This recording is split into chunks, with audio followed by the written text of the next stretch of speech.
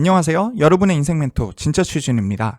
지난 시간에는 우리가 왜 계속해서 떨어지는 것인지, 취업 전문가들은 경험이 중요하다고 얘기했는데 경험을 어필하면 기업 입장에서 어떤 인상을 갖게 되고 왜 효과가 없는지를 살펴봤어요. 그러니 지금 여러분들은 그렇다면 경험이 중요하지 않다는 것인지, 앞으로는 무엇을 어필해야 하는지 궁금증이 많은 상태겠죠.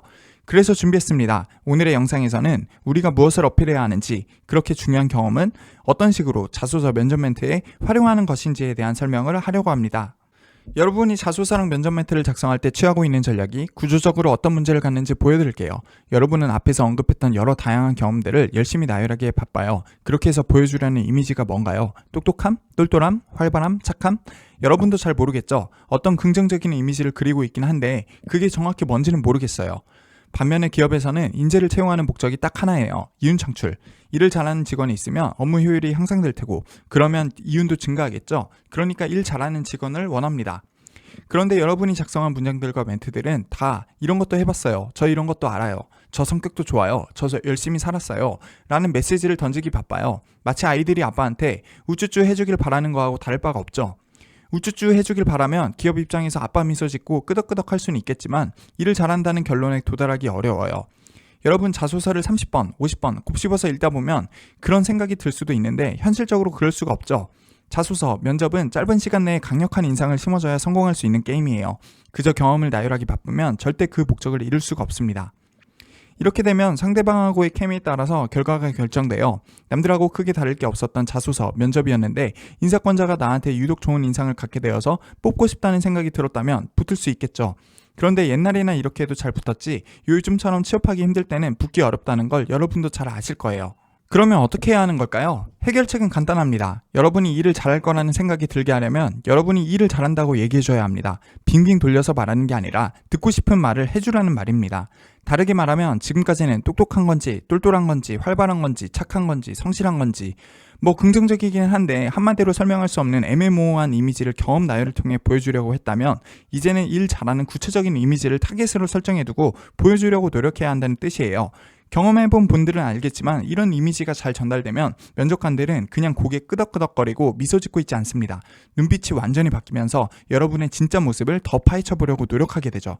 그 다음 이어지는 질문들에도 여러분이 일 잘한다는 이미지가 전달되도록 잘 답변한다면 합격은 따놓은 당상이에요. 그러면 여러분이 일 잘한다는 이미지를 어떻게 상대방에게 주입시킬 수 있을까요? 그렇습니다. 여기에서 자소서 면접은 단순히 자기를 드러내는 게 아니라 상대방이 자신이 일을 잘할 것이라고 믿도록 설득하는 게 핵심이었다는 것을 여러분들은 깨달아야 돼요. 그리고 수많은 전문가들이 경험이 중요하다고 강조하던 것이 여기에 들어맞는 말이긴 합니다. 상대방을 설득하려면 나의 주장을 뒷받침할 근거가 필요하니 여러분의 경험이 그 근거 역할을 하는 거죠. 지금까지는 내가 이것도 해봤고 저것도 해봤다, 그 과정에서 뭘 배웠다, 나열하는 방식으로 접근했다면 이제는 여러분이 특정 직무 역량을 가지고 있다는 것을 과거의 경험을 통해 증명하는 방식으로 접근해야 한다는 거예요. 이쯤에서 여러분들의 반응은 이렇게 나뉠 겁니다.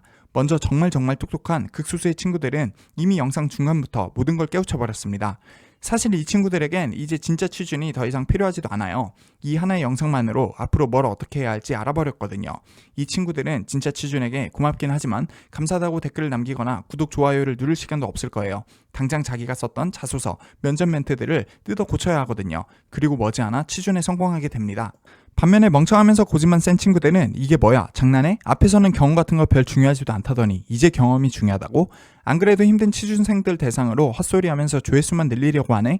생각할 수 있죠. 이 친구들은 책을 멀리해서 언어적 소양이 부족한 데다가 탁월한 센스도 없어서 경험을 쓰는 것 자체가 중요한 게 아니라 어떻게 쓰는 것이 중요하다는 말이 무슨 뜻인지 이해를 못하는 거예요.